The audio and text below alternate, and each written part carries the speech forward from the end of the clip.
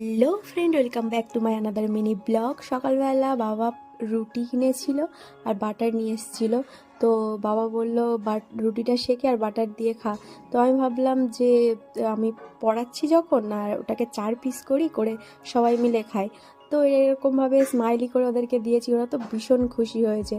তো এরপরে খাওয়া দাওয়া শেষ করেই পড়ানো শেষ হলো। দুপুরবেলা মা বলল যে আগের দিন রাত্রে মাছের ঝালটা খুব সুন্দর হয়েছিল তোর হাতে, বাবাও বলছিল। তো ভাবলাম আমি আর মা খাবো, সবাই তো অফিস চলে গেছে।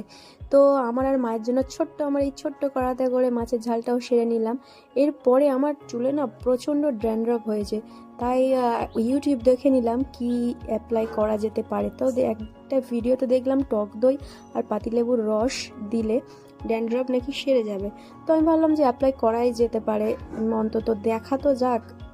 তো এটা মাখলাম, একে 1 ঘন্টা ওয়েট করেছি। তারপরে স্নান টান সেরে এসে খাওয়া দাওয়া সেরে নিয়েছি, আর লাস্টে বসে গিয়েছি টক দই আর শশা নিয়ে, আর একটু পাতিলেবুর রসও নিয়ে নিয়েছিলাম। এখানে এটা এনজয় করছি আর ভিডিওটা শেষ করলাম। দেখা হচ্ছে নেক্সট ভিডিওতে। টাটা। হ্যাঁ হ্যাঁ, সবাই